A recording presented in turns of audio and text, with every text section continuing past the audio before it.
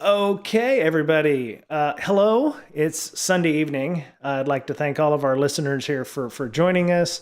I'm Brian Brake. This is Mr. Betcher. I'm pointing down. To the left is our guest this evening, Dr. Catherine J. Ullman, author of the book that we'll be talking about tonight.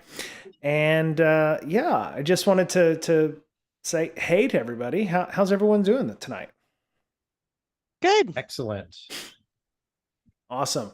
I'm vamping for a few seconds because I forgot to grab the little thing from our sponsor. So yeah. So how's your week been? How's everybody's week been? Everybody go to RSA? No, I think we're all better for that, to be honest. I So agree. I mean, I totally respect the fact that there are a lot of folks who had to go to RSA for a variety of different reasons. Not the least of which was getting to see friends, right? Like you go to cons right, and right, whether it's something like RSA and Black Hat or it's something like DEF CON Local. or some of Yeah. the other cons, at the end of the day, sometimes that's the best part. So getting to reconnect with people that's you right. haven't seen in a while. And I know there was a lot of that happening at RSA this year. Yep. Yeah, my big thing is, as I was telling people on the stream, and I told you all before, I had spent Wednesday, Thursday, and part of Friday in Santa Monica because I started a new job, and to it's really and one of the things that I'm having to do is getting involved with security researchers for the first time. So I'll talk a little bit more about that on Tuesday with our regular stream, but.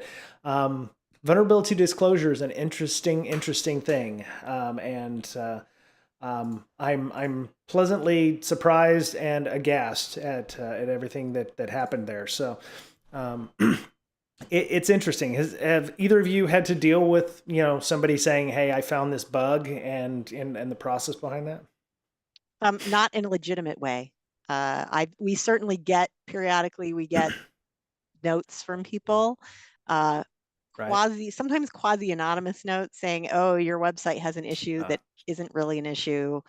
Um, and we don't have a formal process for that, which is good and bad right. for a variety of reasons. But yeah, no. So I haven't had to deal with it in a formal way. Oh, that's cool. Mr. Betcher, how about you? Um, I've been at places where they've done bug bounties, so that's kind of cool because you sort of outsource the vetting of these vulnerabilities, and well, you pay for that, but Right. the vulnerabilities that come in, you're very thankful that they're found, obviously. Right. So Right. yeah. Yeah. I was very interested in that, and I'm taking over the job from somebody who I work with, and I'm going to be helping with them in the near term. So I'll have some more insights as we go along, and because of this new job, I will get to go to Vegas this year at some point to first time ever. So I was talking with Dr. Ullman here, and you do a lot of work at Vegas. So I do. I'm like, oh my god, I got to go to Vegas. But you do a ton of stuff. So maybe we could get the podcast started, and then after this, I'll do my little blurb with Blue Mira. But maybe you could tell people a little bit about yourself, Sure. your journey in information security, and then we'll get started from there. Alrighty. Yeah, happy to. So I came by security kind of in the way I came by IT, which was sideways. And I think that's true for a lot of us, right? My background initially, I was in the music business, and I did that. That was what I went to school for and what I did right out of college. But to make a very long story short, I ultimately concluded I had morals and ethics that precluded me from staying in that field and I needed to find something else. And so I had a friend who said, have you thought about IT? And in the book, one of the things I talk about is that I actually had grown up with IT stuff in my house that most people couldn't even dream of because my dad did it for a living. And he did it at a very Nice. pivotal time. So, at a time when a lot of people were desperate to get on a BBS and they were, trying to hack phone lines so they didn't have to pay for a long distance and I didn't have any of that because I had a dry copper line directly to the college, and we were just always on. And that, Nice. before the days of the internet. So that was kind of my intro to IT generally. And I did, the tech support, sysadmin kind of stuff with I'd always been interested in security. And, like I was doing host-based firewalling on the servers I was supporting before it was a thing that everybody did. And I got wind of patches sometimes early, and we avoided one of the major worms because I was like, it's 8 o'clock at night. I heard there's a bad thing coming. I'm just going to run around and patch all the things. And Nice. ultimately that led to a curiosity and finding out more and learning from a friend about incident response, and then following that into digital forensics. And that's really kind of what took me into security. The university where I work decided they wanted a forensics for compliance program, and they asked me to ultimately develop it. So I started doing security kind of part-time, and then I built that program and they brought me on full-time, and now I do a whole host of other stuff. But that's really kind of what led me there. And through that journey, I discovered that there was more than one side to security, which is kind of what led me to the book, to writing the book, because it was a very eye-opening experience. Very nice. Okay. We'll get right back to that, I swear. But so to pay the bills, today's episode of Breaking Down Security Podcast and Stream is brought to you by Blue Mirror, who, incidentally, full disclosure, Miss Berlin, Amanda Berlin, is our co-host. She went to RSA, so she's decompressing from that, and so she's not going to be here tonight. But that's her company, and we trust Blue Mirror enough that we let them sponsor us again. They've sponsored us in the past, and they're back again. So Fabulous. Blue Mirror provides, Blue Mirror provides an easy to use SIM plus XDR that can be set up in minutes, and teams of all sizes can resolve security threats faster with detection rules written by BreakSec's own Amanda Berlin. You can learn more about Blue Mirror by going to the website, bluemirror.com/break. That's BRAKE. Actually, you can go to BREAK as well. They might have, anyway. So, but you can go to either one. If you spell it, it doesn't matter how you spell it. Just go to bluemirror.com/break, and you'll find out some more information. So, thank you to Blue Mirror for all of their assistance, and we'll be having some interviews with them coming up in the coming months to highlight some of their abilities. So, all right, back to the show. Ansi, all right. So, let me read the blurb from Wiley's website here for your book. It says, okay, so that's me. In The Active Defender, Immersion in the Offensive Security Mindset, Senior Information Security Forensic Analyst Dr. Catherine J. Ullman delivers an expert treatment of the Active Defender approach to information security. In the book, you'll learn to understand and embrace the knowledge that you gain from the offensive security community. You'll become familiar with the hacker mindset, which allows you to gain emergent insight into how attackers operate and better grasp the nature of the risks and threats in your environment. So when I first read this description of the book, can I call you Catherine? You can call me Kathy. It's fine. Yeah. Kathy. Okay, cool. Just wanted to make sure. So Kathy, when I read this, I was like, I thought I've heard of this before. There's other organizations out there doing things like active defense or active countermeasures or something like that. You've heard that mentioned. You can Google those things for folks like that want to understand that. What is an active defender in this case? And it, Sure. Maybe you could shed some light on that. Yeah. So I looked at a lot of what various companies and other entities define in terms of active defense. And you're right. There's a lot of this idea of like hacking back is one of the things that people think of with active defense, and that's not what I had in mind at all. So I went back to a white paper that Robert M. Lee wrote in 2015 called The Sliding Scale of Cybersecurity, and really took my cue of active from him. And really what he looks at is this idea that when you're talking about active, it's really about being adaptable and being able to maneuver as a defender within your own space. So instead of sort of going after the the folks who are attacking you, you're making it just that much more difficult for someone to come after you. And that's really from its military origins. And if you read the details of Robert's paper, you actually see where some of these mistakes were made in terms of why we see this idea of defense, of active defense, as hacking back. You know, so the way Lee defines it is the process of analysts monitoring for, responding to, learning from, and applying their knowledge to threats internal to the network. And I just really liked that, because I like to contrast that with this sort of traditional model, which is typically fairly passive. And it's not that folks aren't doing things, it's that most of what they do is taking a cue from something that comes up to them. It's not something they're actively doing, they're passively getting information from a tool or something, and then they're reacting to it. And so that's where I create that distinction. Okay. Okay. Um, so in the white paper, I'm looking at the white paper right now. And there's a link in our show notes. There's a link on the Twitch and the YouTube channel if you're wanting that. He has a spectrum here. So from architecture, which apparently is super blue, all the way to complete offense, which is completely red. So active defense is kind of that purple team.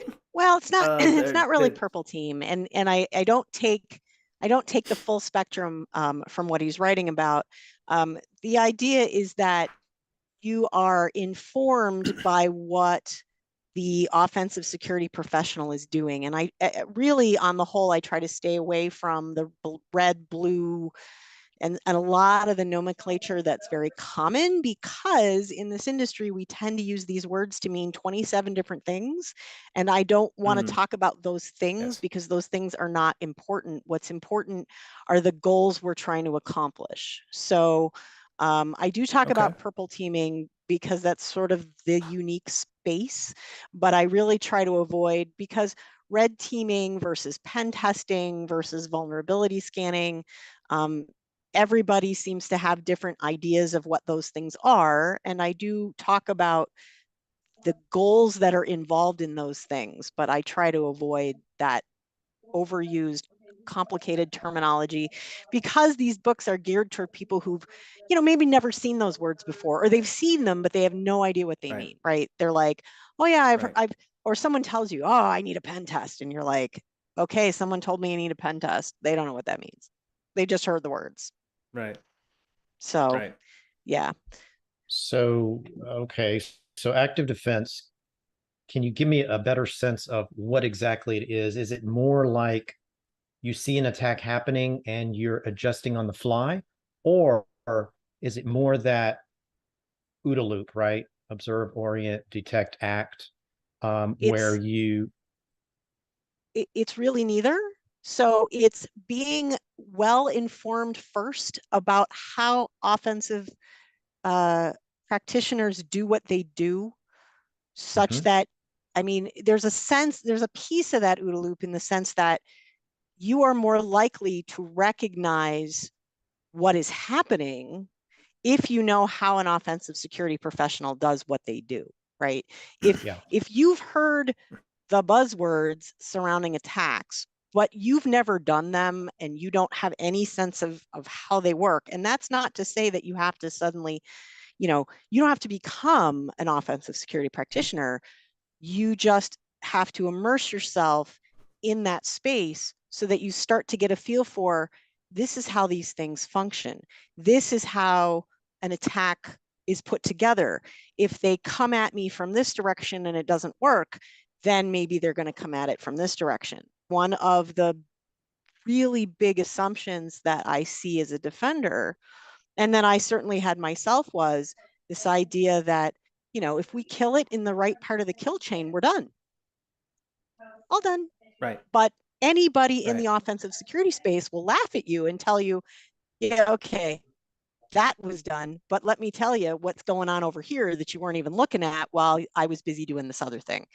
And if you don't spend time in that space and you don't immerse yourself in that space enough to recognize that, that's the distinction. So it's being active means engaging with these folks, learning how they do what they do, getting a feel for what that looks like, not changing your role, not changing what job you have, not becoming somebody who could do this, day in, day out, but having enough sense of it to, number one, recognize it, to know what you're looking for.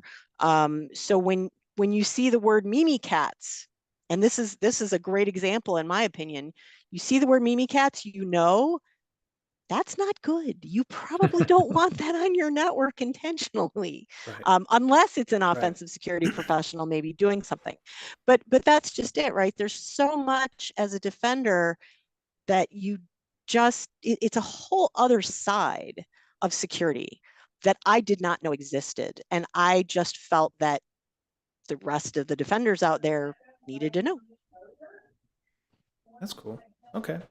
Um, so you're talking about, it sounds like there should be a way of classifying this, or isn't that what we have the attack or the defense matrix from MITRE for? Or is there a different way of classifying these things that makes it easier? Is it, I mean, is that one method or one way of doing it, or are there other ways of doing it? So it's funny you should mention the matrix. So attack is important, but it's also really important to understand what attack is showing you. What attack is showing you are techniques. So if you've heard the TTP pyramid, which is tactics, techniques, and procedures, the part of that the attack matrix is talking about is specifically the techniques. And that's great. But those techniques can be performed in any one of a zillion different ways. A way in Okay. which it is performed is called a procedure. The problem is we spend so much time at the layer of technique, we don't think about procedure. But let me tell you, the offensive security folks know all about procedures because that's what they're doing all day long. They have Mm. a tactic in mind. They want to steal passwords, right? They need to figure out which technique they're going to use. So maybe dumping LSAS, for example. But there's a bunch of different ways you can do that. So which way are they going to use? Well, that's going to depend on a lot about what they learn about the context of your environment. They may choose a particular procedure to that, because procedures are really all of those little details that go into what their goal is. And offensive folks will tell you they're goal oriented. That's that, they're trying to get at something, and the something varies depending on, what it is they're testing. But that's the difference, right? So MITRE attack is great, but you have to understand that that's where that lives. It only lives at that technique space. And I talk about this in fairly great detail with regard to detections, because we spend a lot of time detecting at the technique level, which is okay because it's a lot easier than at the procedural level. But the procedural level is really, that's really how you're going to find more concrete stuff that's going to make it that much harder for an attacker to get through without you noticing them. But So it's a complicated idea. are you saying that, okay, you find somebody going after LSAS and they're stopped, right? Mm-hmm. Maybe you got a tool that does that or whatever. Yep. And what you're saying is maybe you should be on the lookout for another method of stealing passwords, for Yep. example, like phishing an admin or something. Well, I mean, that's certainly the case, but it may be that the way they're going after it was Mimikatz, right? That's one technique they can use in Mimikatz. Another technique would be to use a living off the land binary. There are Mhm. DLLs you can run. You can use Sticky keys. yeah, there's a variety of things that are built right in the operating system. So if you see, for example, Mimikatz and Mimikatz gets stopped, you should be looking to see what other procedures they might be using to do the same thing. And yes, they could turn to phishing, and certainly that can be the easiest method. But if they're really intent on getting at something and phishing maybe hasn't worked or they haven't gotten where they wanted to go, be aware of the fact that just because your tool caught Mimikatz in this one way doesn't mean they didn't get where they wanted to go and get the credential they wanted. They may just not have done it in that way. But if you're not aware of the fact that there are all these other ways that this can be done, which isn't to say you could ever know, let's say all of them, but if you only know Mimikatz, so you just know the tool, now that's all you know, and that's very limiting. But it's still more than, say, you didn't get involved with offensive security at all, and maybe you've never heard of Mimikatz. And I've heard stories about admins who have seen in Event Viewer in the logs references to Mimikatz, and they saw, oh, their EDR stopped it. We're good. Moving on. That's it. And come to find out, Right. that wasn't it.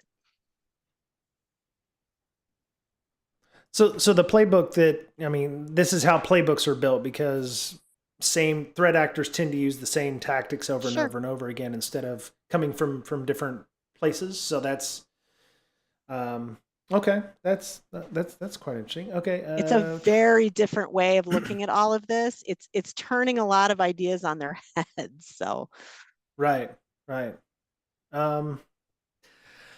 So I had added a question here about what are traditional defense models, but it sounds like I did not grok what you were dropping here. So is this not like a different way of doing threat modeling or something like that, where you're like, trying to figure out, where my weak points are? Because it sounded like you said, well, they come in from this direction, come in from this direction.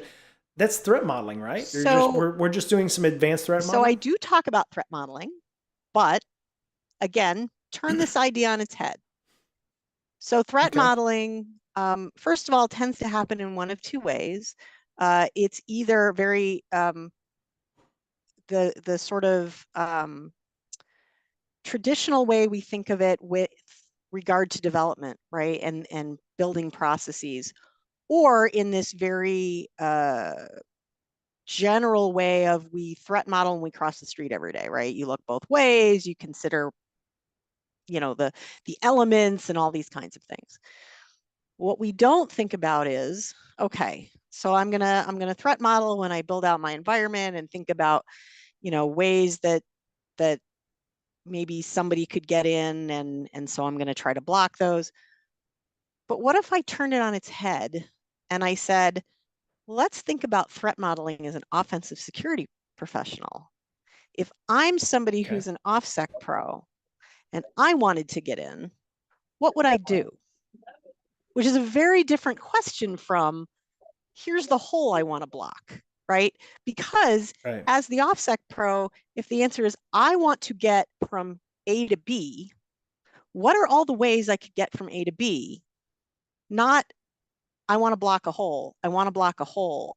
It's a very upside down way of thinking. And so it absolutely includes threat modeling, and the active defender is absolutely doing threat modeling, but they're doing it in this very different way. Instead of thinking about what holes they want to block from a traditional defense perspective, they're thinking about it, if I were attacking and I wanted to get to, whatever my crown jewels are or whatever thing I'm concerned about, what are the various ways I could do that?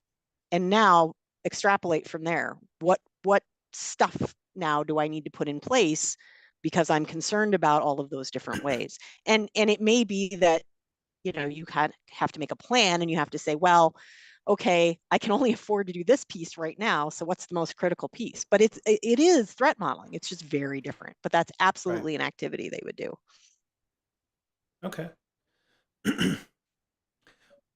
Would that require you to actually know who are the bad guys who would want to come after you and why? I mean, Yeah. it it depends on the motivations of the hacker. If it's I want to set up C2 and I want to, mine crypto, or I want to just spread ransomware, or I want your IP, or would that require you to actually know who your Uh, nemesis? so I think the answer is yes, but I don't think there's any way to 100% know who's going to come after you. You certainly can. There are studies that give you so, and this is where the attack matrix can be somewhat useful, right? Because there are certain um, types of threat actors, and I'll just go on the record as saying, I'm a hacker. Hackers are good by default. So I like the term threat actor or attacker as opposed to hacker because, Right. but anyway, um, I think you can look at your industry and you can say, you know, uh, these are the types of threats that are most common in my industry, but you can't concretely say that somebody from another industry isn't going to suddenly find you very interesting because of the resources you have. So, you have to really understand what it is you're protecting. And that really means understanding your business. And I think that's hard, especially for new security folks who have focused almost exclusively in some cases on IT or security or thinking about those things and not thinking about the business. And I think, that's another spot that um, where defenders lose a lot of their focus because they're so focused on security itself, they're not focused on the business of whatever the business is. Your OffSec person doesn't really care what the business is per se, insofar as they want to get from point A to point B. That's their goal, right? Whether you're pen testing or red teaming or Right. whatever. So how that business can help them get from A to B, Right. knowing about the business, that can be very helpful. And so defenders need not to know about their businesses too. Nice. I've So seen does a this require a change in thinking on your red team, assuming you have a red team, or how you do things like your annual pen test? If you want to do active, be an active defender, does this change like the scoping of these engagements or how your red team should be acting? And traditionally it's like, we want to, like you said, Yeah, A to B, right. right? But it's like, A to B may be A to, Yeah, sure. B, that kind of thing. So how does this methodology or this thinking change things like scoping of pen tests or red team It engagements? shouldn't. What ultimately should happen is that because your active defender understands what offensive security people can do, they understand better typically the goals and the possibilities of what can be achieved with those tests. They can better help scope those tests. So it's not that the tests themselves change, but the conversations, because I have a chapter in here talking about the fact that, how do you even like have those conversations? And a lot of defenders are told, I mentioned this earlier, they're like, somebody told me I need a pen test, so I need a pen test. Well, do you need a pen test? Right. Is that really what you need? Or why don't we take a step back and say, what is it you're trying to achieve? And so I talk a fairly large amount about the fact that as the active defender, you are in a unique position to know what an OffSec person can do. And what the terminology is, but you can also get away from the terminology. And I take this from Joe Vest, who has talked quite a bit on this subject. Don't focus on what we call it, focus on what it is you're trying to accomplish, because really that's beneficial for everybody. So I would say that the scope and whatnot doesn't change directly because of the fact that you have an active defender there. It just means that those conversations can be way more productive because the defender understands how, you know, how the company works. They understand what the capabilities are of defense, and they understand what is it that we want to get out of this engagement. What is it we really are trying to test here? What do we want to know? And they can have those conversations, so there isn't that miscommunication about, well, you said we were getting a pen test and we thought it meant this, and well, that's not what happened. And you know, somebody did a vuln scan and oh, that was a pen test. No, that's not a pen, you know. That's really where it comes in handy, is that they have that additional knowledge to facilitate those conversations and to help better scope the engagement. But it really shouldn't impact what the OffSec team is doing. It should actually make the whole thing better, because your active defender ideally is going to help their team be better at seeing and figuring out when they're in and what they're doing. But you know, they can also, when you have the conversations at the end, when you sit down ideally and you talk about here's what was found, you can also talk about, and how do we fix this, right? Because ideally, if you're hiring a good company, it's not, well, we did this test, here's the report, goodbye. There should be conversations afterwards. So. Right. Right. Yeah. You hire a pen test firm that's really good at Cobalt Strike, and that's all they do, you know? Right. And that, Yeah, you know, and that's, I mean, great. They can press buttons and they can type scripts and they can, you know, that's fabulous.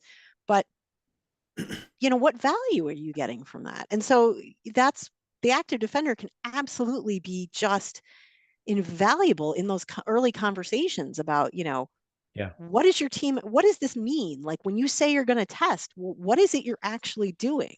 that's And right. typically you're going to get a lot of good information that if somebody really understands this stuff and they hear we're going to run Cobalt Strike and this is what we're exclusively going to do, you go, uh-huh, tell me more.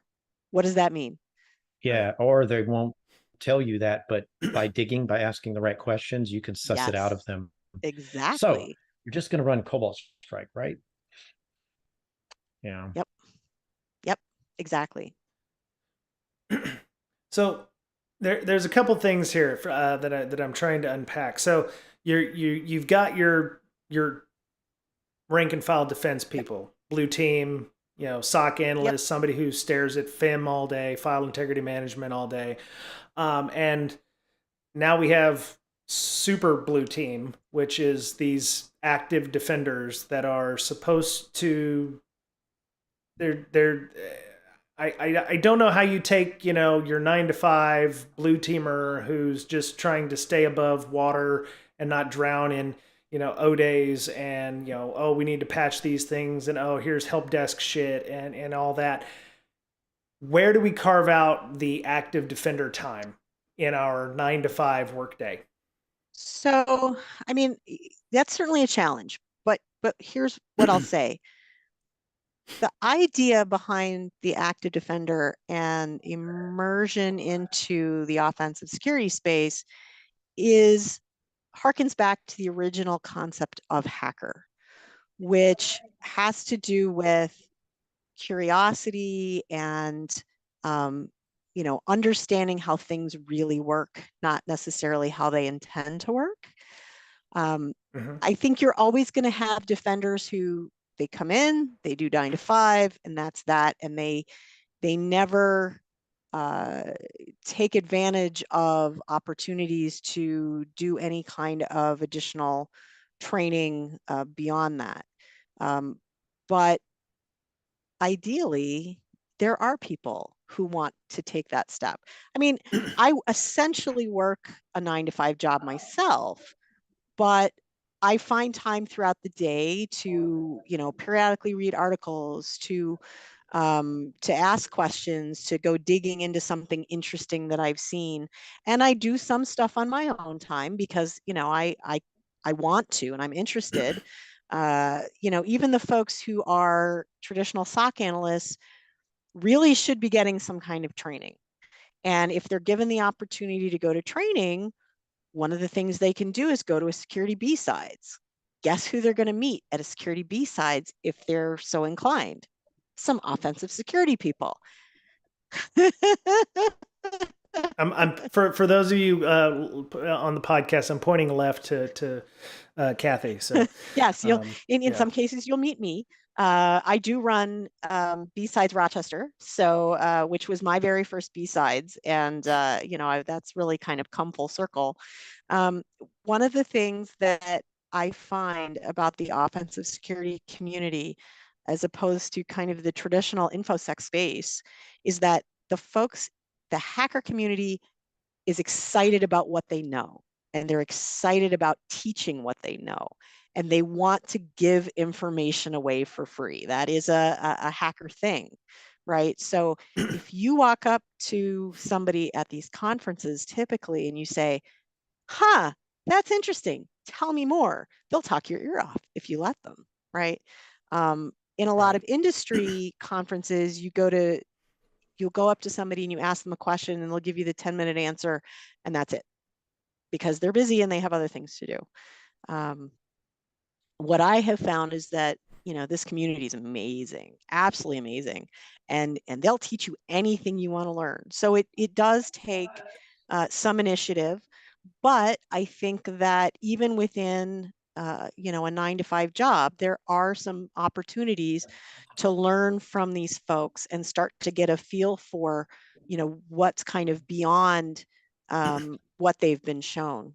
So, it's again, the whole idea is you don't change your job, you don't take a different role, you just begin to understand better what you're seeing. So even as a SOC analyst, you're sitting there and you're monitoring, you're watching for things, right? But now you're starting to get more context for what you're seeing. You're not just told, oh, I see this is bad. Well, why is it bad? Why does it matter? How is the threat actor using what you're seeing? Which, I think is so important. We silo, the offense and defense folks so much that they only get one half of the story. And if they know there's more, it just makes them better defenders. Yeah, it's the questions that drive us. I think that's a Yes. quote from The Matrix. Yes. Hey, I found a quote from Rob in his paper, Mhm. and I'd like to read it. It's really good. Sure. Passive defense mechanisms will eventually fail in the face of determined and well-resourced adversaries. Countering advanced and determined adversaries requires an active approach to security built on the premise that highly trained security personnel are needed to neutralize highly trained adversaries. So yeah, if you have a determined attacker, passive defense is not going to cut it, and you need those highly trained security people to defend your company, right? If you've got something valuable, you can't just hire IT people who can do security on the side, right? Right. And here's the cool thing, in my opinion, about this idea of the active defender. You don't have to suddenly become an advanced, because I have a section on the advanced active defender too, which is really taking this to a whole next level, having to do with testing and doing purple teaming and that sort of thing. But even, like I said, at the most basic SOC analyst level, even understanding more about the context in which those alerts are being generated and understanding something about the environment in which you are working and understanding what the crown jewels are. I mean, you don't have to be like super advanced to start putting those pieces together and going, uh-oh, we have a bigger problem than maybe we realized. Yeah. So, that's what I think the beauty is of this idea of the active defender, is that you don't have to be advanced. You just have to know a little more and then a little more. And it makes you that much better, even when you're watching those things that traditionally are passive, because you're thinking about them in a different way. Right. So this is more almost like a strategic defense, not an operational defense. You're taking you're taking all of your tools and all of your SOC analysts, and you're pulling all of that up into, I wouldn't call it a dashboard because I hate me some Yeah. dashboards, but it's like it's more of a, you're looking at it from the 10,000-foot view, and you're able to, drop ordnance where you need it to, and to make bigger impacts. Yep. To extend the war analogy, as we are wont to do. But the problem that I see with this is very much bespoke. Every company is going to have their own specific active defenders, and an active defender in this company will not transplant well to another company. Am I wrong in that thinking? I don't know that that's the case. I certainly think there would be some some learning curve, right? Because especially if you're switching industries. But the things that you learn about how offensive security functions and what you're looking for, I don't think those are going to be radically different from company to company. There just may be more of one kind of thing or another than you know than you would see in a certain company.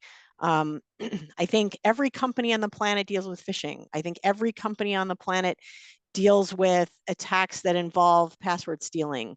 So I think the learning curve comes in terms of understanding the business piece and the operational part, not so much the security stuff itself. So I think the larger view in terms of understanding how the attacks work absolutely translates. Regardless of where you go, you recognize things. Certainly your offensive security folks, you have people who do tests on a bazillion different companies a year, right? Like, they go in as consultants and they're testing all these different companies. Why do they get really good at this? Because they're going into all these different companies.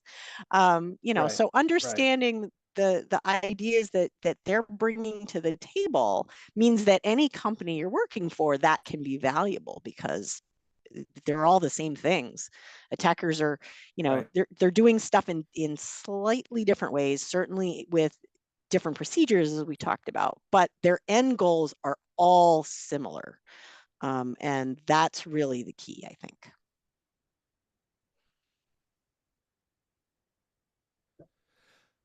Who is the best person to be an active defender in a company? It's a good question. I think it's anybody who is curious, right? Like Brian and I were talking about, the curiosity piece is key. If you don't care, if you're not curious, if you're not interested in why things are the way they are or how any of this works, I don't think you're going to be very effective. And I don't know how you could become an active defender. But anybody who's truly interested and engaged and curious and really wants to understand how things work, I think they're going to be very, very effective because they're going to want to understand all of these pieces. Yeah. And they care. They That's a big care. piece. Like, Absolutely. yeah. Mm-hmm. Yep. I was just thinking more along the lines of what skill set in this case. Would it be better for a solutions architect, or would it be, you know, SOC analyst, very bottom of the rung of the ladder who has access to hardly anything at all? I mean, it's like there's going to be a permissions thing here. Am I, day one SOC analyst going, I want to be an active defender, and the boss is going to be like, And yeah, no, you get back down there and you look at the logs. That's your job. You look at logs. so So I mean, what's our, who's best positioned to be able to go, yes, I'm going to be an active defender? anybody. That's the beauty of this, because I think you can be an active defender at any of these levels. And as you move up or over or wherever it takes you, there's always more stuff to learn. So I don't know that any particular role is better suited to being an active defender than another.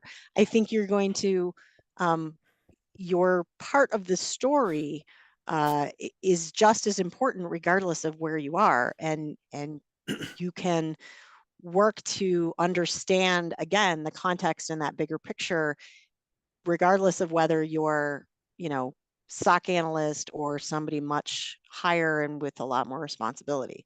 The more you know, certainly, the broader and your active defender skill set will become. But I wouldn't say that one area or another is really better positioned. It's just going to be a slightly different focus because, as you mentioned, your SOC analyst is going to have limited visibility into certain things, but that doesn't mean that they can't start to build a picture in their mind of what they're defending against, what they could see even in that limited scope. Okay. So I'm a manager. Um, my defense has come and said, "Hey, we're all active defenders now." Great. What does that mean for me? What am I going to see? What kind of reports am I looking for? What kind of deliverables are you going to give me? Is it a fancy dashboard? Is it a pivot table with a bunch of stuff in it? Is it another $100,000 of budget that I'm going to need to figure out to get you? I mean, what are the outputs here, and what benefits the organization by having active defenders? So first of all, I think it's important to understand that becoming an active defender is not a state. You become an active defender and then that's that. And I go into this a fair amount in the very beginning of the book. I'm relying on some philosophical ideas, at least one of which comes from Aristotle, and this idea of becoming the best whatever. He talked about the best person, the best, it doesn't matter what it is. And in this case, it's really becoming the best kind of defender you can become, right? So, but it's a being, it's a doing, it's something that is continuous. It is not you reach this level and then that's that. So that's, I think, the first important thing to understand. I think that if you have people who are working on active defender skill sets, which is, I think, the thing that your folks would be bringing to the table, they will be more likely to recognize threats and understand the context that they're in, to better protect your environment. And the best part is it doesn't have to cost you an arm and a leg, because there's so many resources out there to start understanding how to move forward with this, how to immerse yourself, and many of them are free. So from a manager perspective, it's pretty cool, because if your people are curious and they want to do this, it helps you, and there's really very little detriment at all. I mean, aside from the fact, I suppose, that now they're going to learn a lot more stuff. So, I suppose you could wind up in a position where, they want to go and they want to do more. But I think you're going to have that with anybody, right? So it's not going to, you don't have to buy a new tool. You don't have to, it means that they're going to be more efficient with what you already have.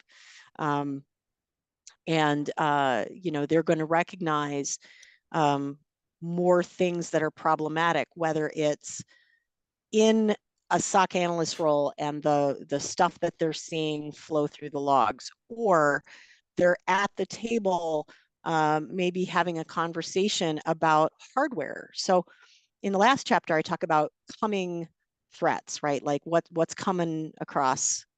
And as we've seen, things like whether you're talking about like hardware, or software supply chain attacks, right? Those are huge. So if you're a manager and you want to buy like the cheapest whatever hardware, as an active defender, I can sit down with you and I can say, here's why you might not want to buy that Cisco hardware from vendor QRTV that you've never heard of, because here's a situation where the federal government has been screwed by this. So maybe you don't want the lowest bidder. So it can protect you in ways that perhaps you weren't even aware of. And add additional security to your existing infrastructure. I know, like in our organization, the kinds of things that often get overlooked that are now starting to be paid attention to are firmware updates. Who cares? Don't need a firmware update. Yes, you do. Right. And here and here's why even that may not protect you. So be aware when, there are lists that where drivers can still have digital signatures on them, but no longer be actually good things. I mean, it's just all these things that if you aren't staying on top of what the research is going on in whatever space you happen to work in, you can't bring to the table. And if you do, you can. Okay.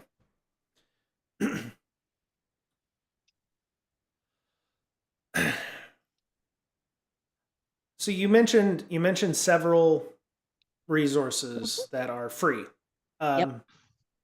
What are those? One or two? Just, I mean, Sure. I'm sure you have a ton of them in your book, but what kind of stuff are you talking specifically in terms of resources? Yeah, so I bring up different categories of resources. So there are things like online discords and slacks that some OffSec folks hang out in. They often have all kinds of free stuff even within those. There are meetups. So if you're somebody who likes getting together with folks in person, there are security meetups, and you can, meet offensive security folks at those kinds of things. For very low cost, there are some training things like Hack the Box. That you can play with. There are some of those tools that have a free tier, and then once you get past a certain point, then you have to pay. So between online communities, in-person communities, conferences, podcasts, great example, right? You learn about some new stuff that folks are doing.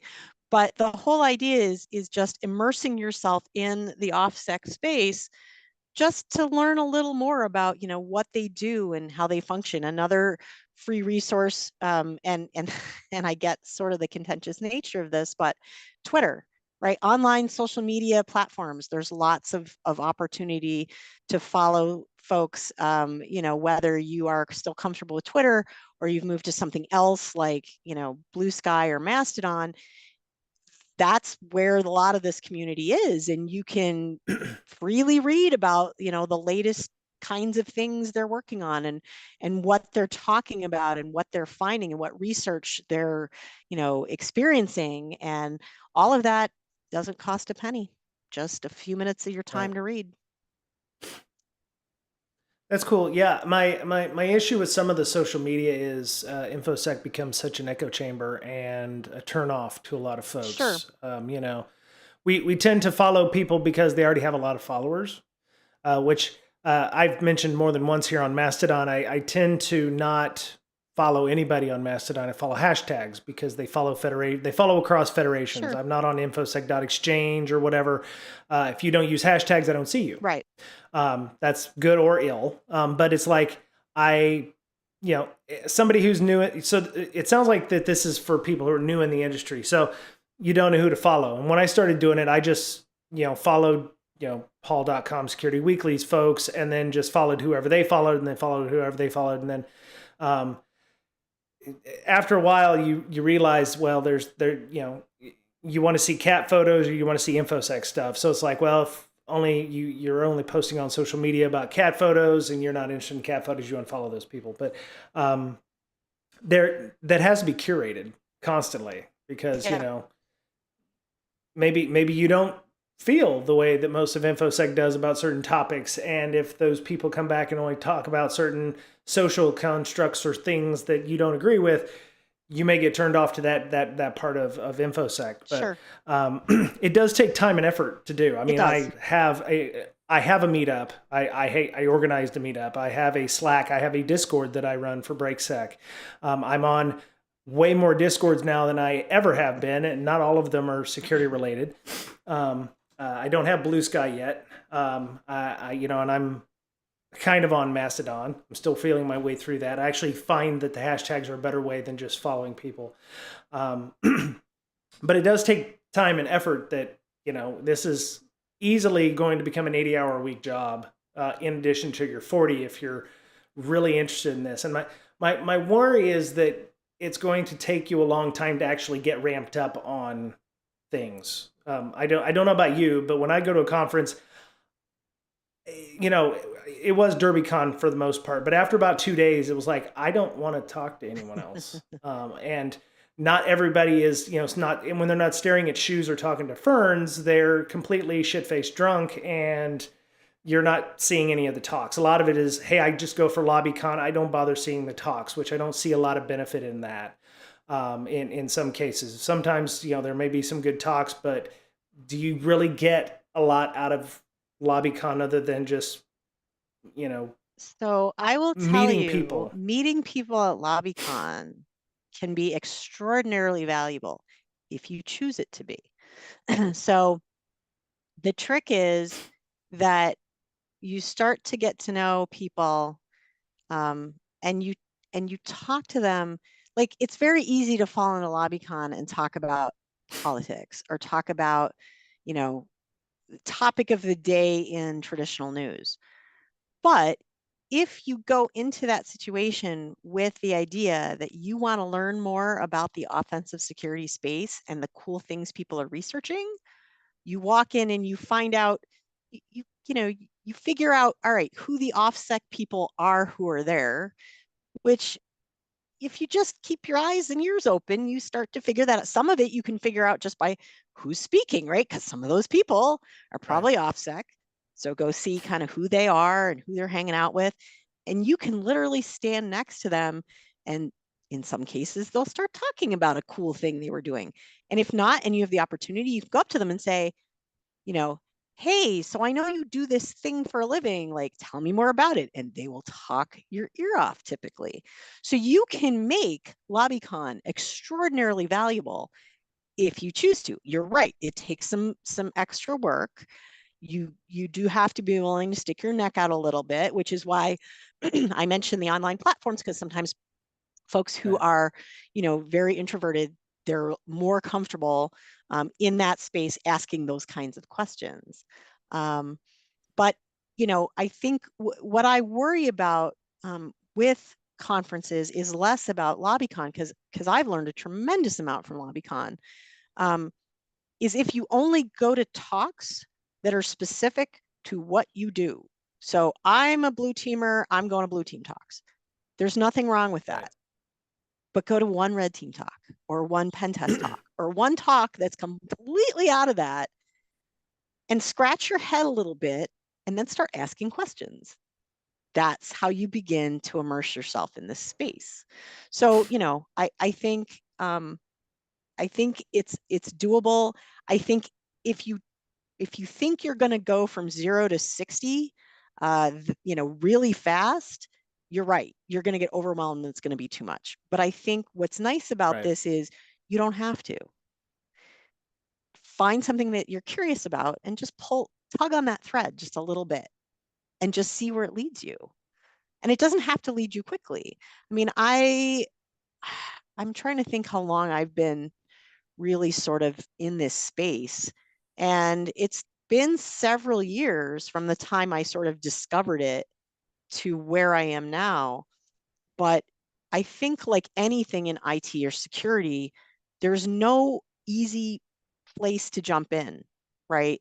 Like, people ask all the time, well, how do you get into security? You know, where do you start? And I'm like, in the middle, anywhere you can. What interests you? Jump. because Right. because there is no beginning, right? Like, you really need to understand some of these foundational things. I think are really useful, like networking and you know, understanding maybe operating systems or whatever. But beyond that, it's like, what do you find interesting? And the next step I would say is, what sounds interesting to break? And how would you like to find out about breaking it? Because that's how you truly understand something, is to understand, Right. you know, how to not literally reverse engineer it, but kind of figuratively reverse engineer it. Oh, we've all broken many Nice. things, I'm sure. Yes, exactly. Yep. Most of it by accident. Yeah, and that's cool. I mean, you know, I mean, that happens, right? It's ideally that's a learning experience in one way or another. Right. Oh yeah. It's definitely always a learning experience, good or bad, right? Right. exactly. Yep. Yep. All right. So we've gotten down to, I think we've jumped around quite a bit here, but so I wanted to talk about number 7 here. You said building effective detections. Is that a is that what does that entail? Is there some kind of step-by-step process? Is there a methodology there? Is it, take stock of what you have, kind of like with the CIS controls, or is it, what is involved in creating detections other than, like threat intelligence stuff? Right. So the core of that chapter really turns on work that Jared Atkinson of Spectre Ops has done. And he's got a whole series of blog posts where he starts digging into this. And this chapter was sort of a combination of information that came from those blog posts and that we teased out during some conversations that we had one-on-one. But in a nutshell, it's looking at the way we normally think about detections and taking a step back and realizing that realizing a couple of things. So one of them is that we often look at a detection as a combination of identifying what it is that we're looking for and whether it's good or bad at the same time. And so the example that he gives, which I think is very illustrative of this, is he says, okay, let's say we have a detection that's supposed to detect when a bad service is created. Well, if you're already identifying it's a bad service before we identify how do we know when a service is created, you've already shot yourself in the foot because now you've already eliminated some of these things. And so he says, look, the identification stage and the classification, which is the effectively good bad piece, need to be separate. And we need to take stock of what we're considering in terms of the identification phase before we think about classifying it as good and bad, because otherwise we're missing, there's a whole chunk of stuff we're missing. And he, again, he goes into great depth. I scratch the surface of what he kind of goes over. But the idea is to give you a feel for why it's so hard in some cases to detect things. And we talk about, we return to the TTP pyramid, which we discussed earlier, and why detections are complicated things, and maybe that we're looking for detections at the wrong level. We often look, we look to detect tools. Well, we've already discussed even on this podcast about the fact that it's all well and good to detect a tool, and it's all well and good to detect a technique using that tool. But what if I use a different procedure that that bypasses some of that, right? So it's more a step back philosophical look at thinking about these detections and how they're constructed and why they're problematic, as opposed to just the intelligence itself. Okay. All right. Let me see what else. So we have we're talking about a lot of OSINT, which is great because that's always helpful for any security person to have that kind of OSINT. When you first started the idea for this book, obviously you're practicing what you preached. What were some of the things that you found didn't work when going through and becoming an active defender? And what were some of the things that did work better as an active defender? Just generalities. I don't want to give too much away from the book, but was there anything that you saw that was like, I tried to do this as an active defender and found myself failing, or I did this and it was super effective, that kind of thing? Honestly, I don't know that I would say. Let's say more that I am more aware of the flaws and the holes that we have as an active defender. And I have a much better handle on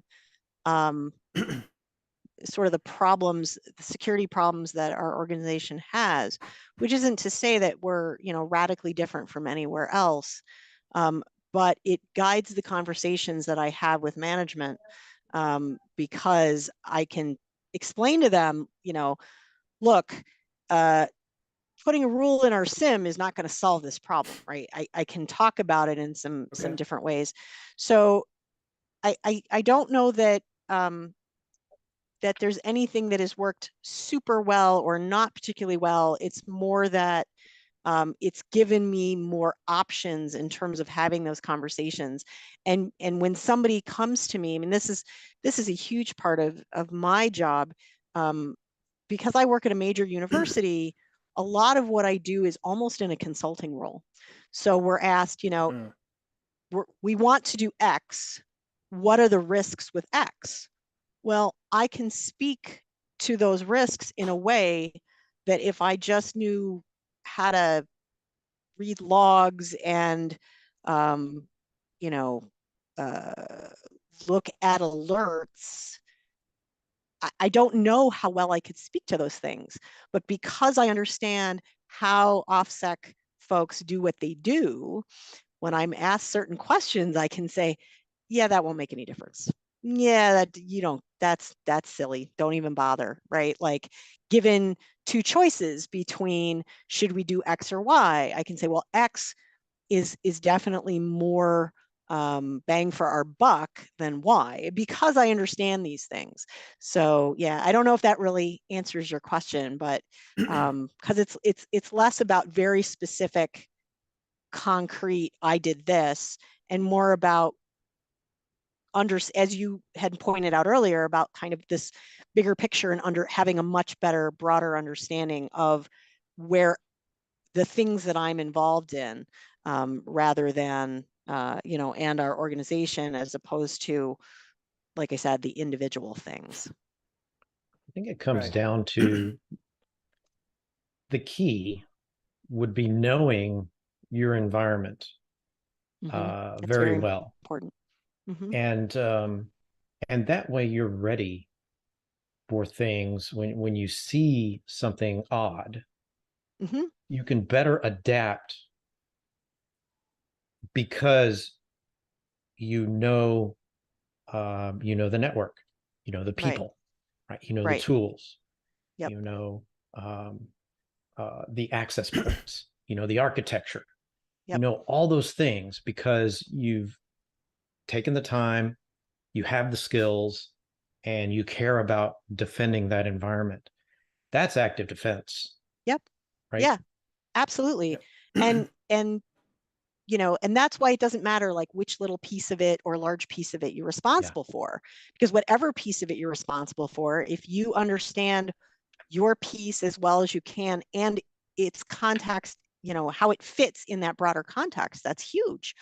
So on top of that, when you start to see this is this is weird, this isn't like, one of the most difficult things in the world, I think, is knowing what's normal, right? What's normal in your environment? Well, all Mm-hmm. that takes, Right. all that takes is spending time looking at your environment, right? Yeah. There's no easy magic there.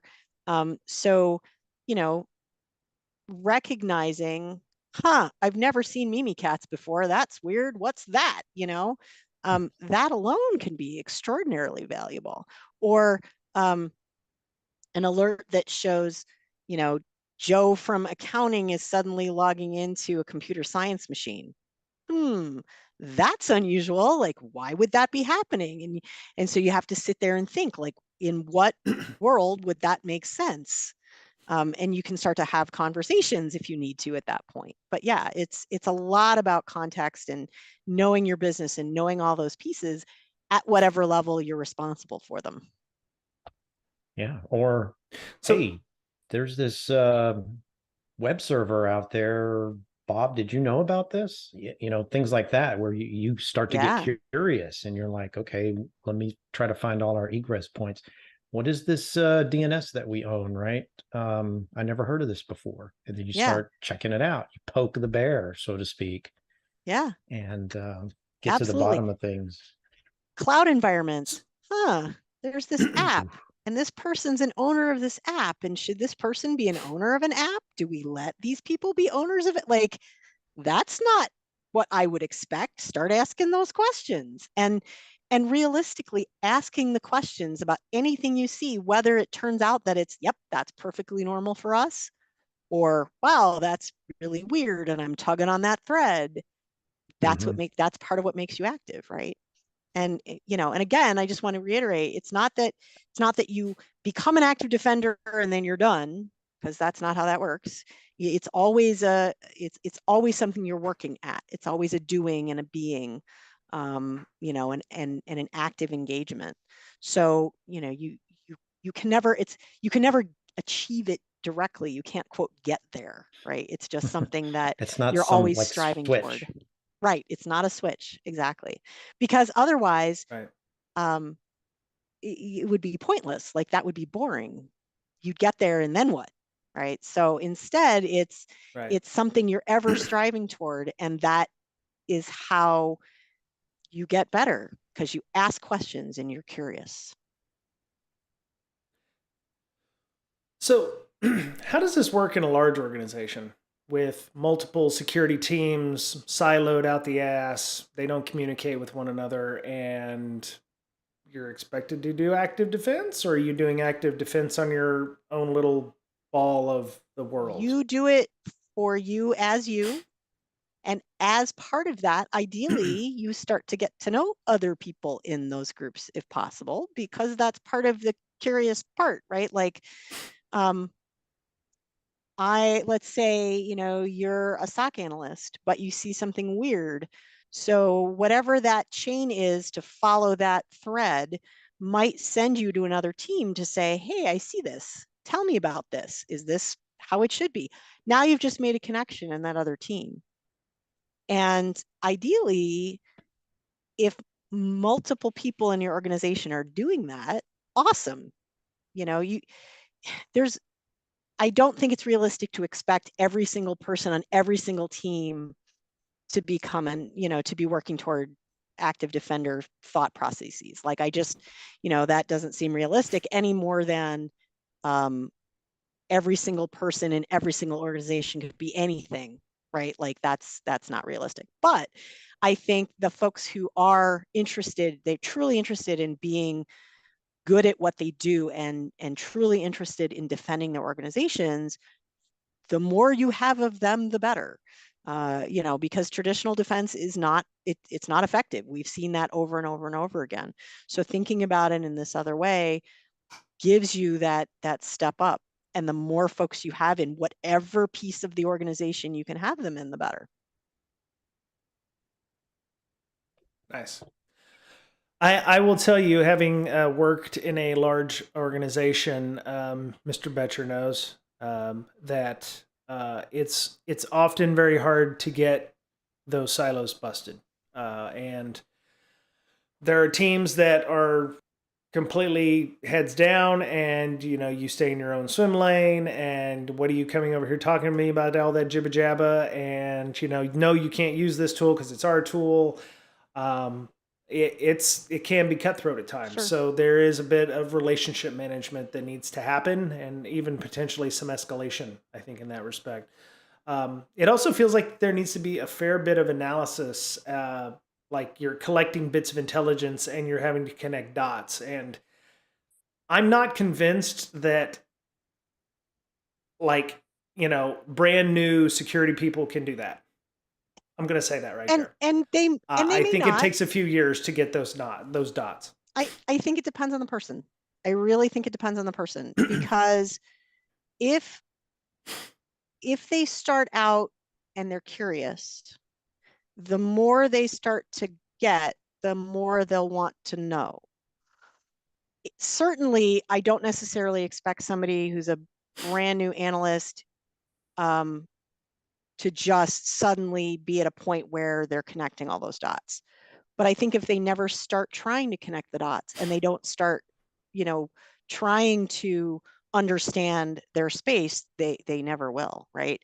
And sometimes in Right. terms of those Right. relationships, and I work in a very, very large university with lots of, we're a very tiny security office, but we work with lots of different groups, and we've certainly been dealing with silos for years. Sometimes what you have to do is you've got to throw your question up the management food chain to get the answer, but that doesn't mean you don't ask the question. It just means you have to find a different Right. way to get the answer than, because we literally had groups where we were not allowed to talk to them directly for a while. Like that was a thing. So Right. I totally understand that. So the way you got answers was you said to your manager, I need to know the answer to this question. And the manager would pass it along to the manager of that group and they'd get the answer and Right. relay it back. And it's a pain in the butt, Yeah. but you start to build that picture in your head, or hell, on a piece of paper if you want, of the things that you're defending. And yeah, that can be a royal pain, but I think it's worth it, because I don't know how you can ultimately be a particularly good defender if you don't start to get that picture.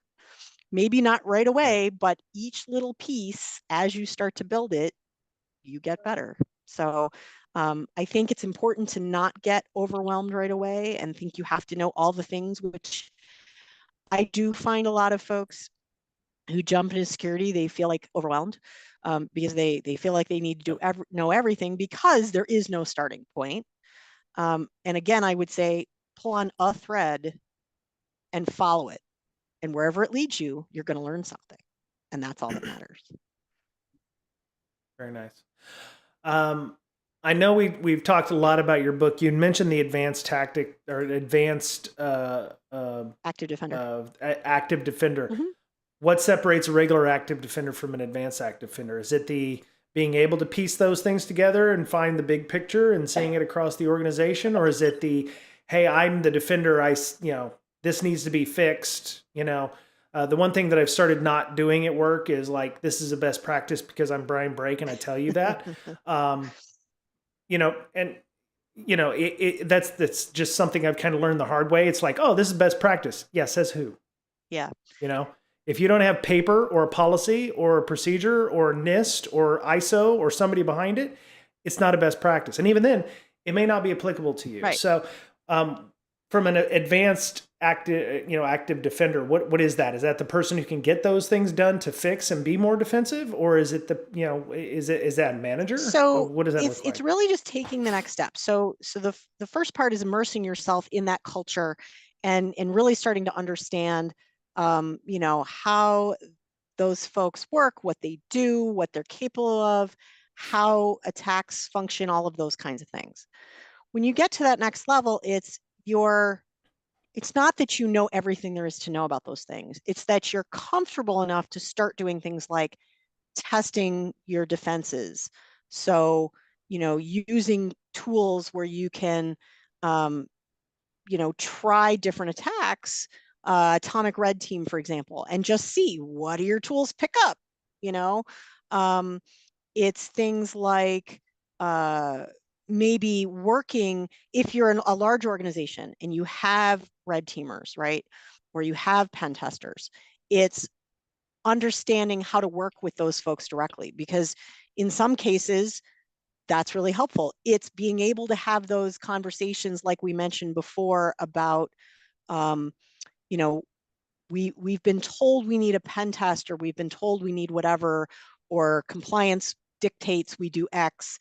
How do we get a company to come in and do this the right way?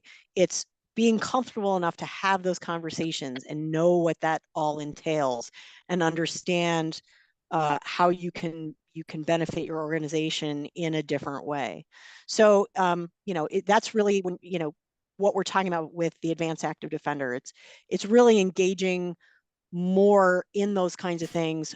Purple teaming, right? It's being with your team, doing some kind of purple team engagement, and doing those tests and seeing how both sides of that work, and facilitating the after conversations. So, those first steps are, what even goes on in this OffSec universe and how does this work? And the next step is, all right, how do we apply this in a way that's even more beneficial to our organization? Okay. Cool. So I have one more question about Sure. this, and then I think we can go ahead and put this to bed. So let's say your organization decides to go active defense.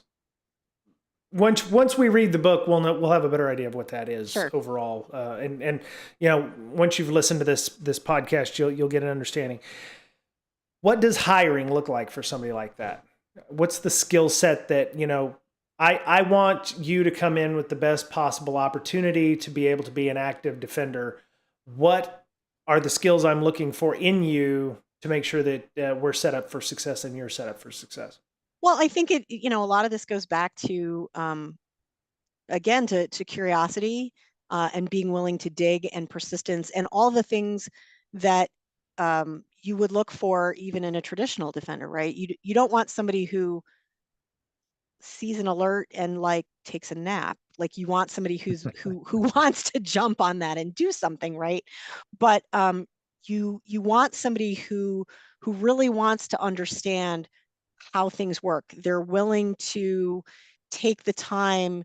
And again, I don't want to say that they need to take a lot of their own personal time, because I do understand that home life balance is really, really important.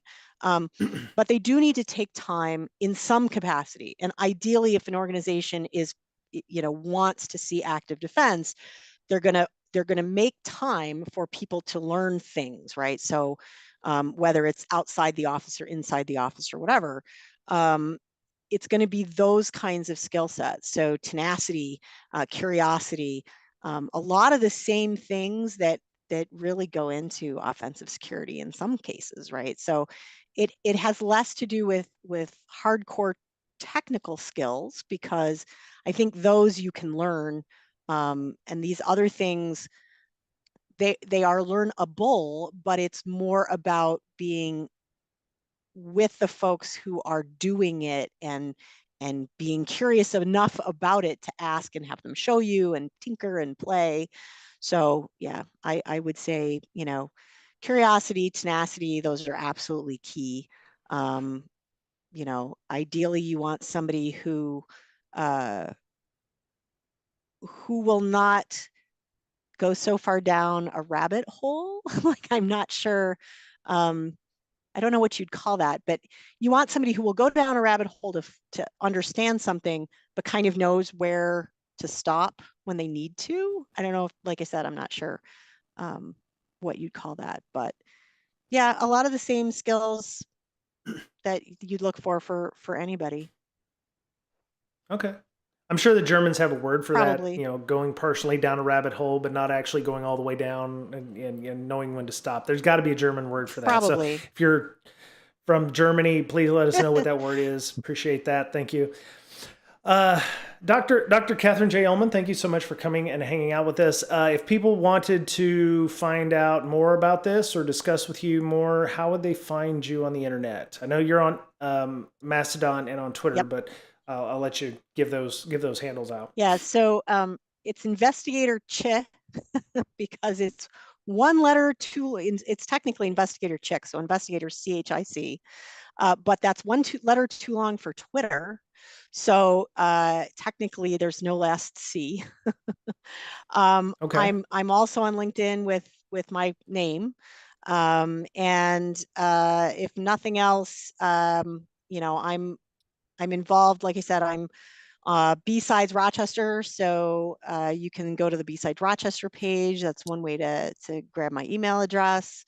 Um, there's a ton of ways to find me and reach me if you're so inclined. I will be speaking at Circle City Con. I will be speaking at Okay. B-Sides Buffalo.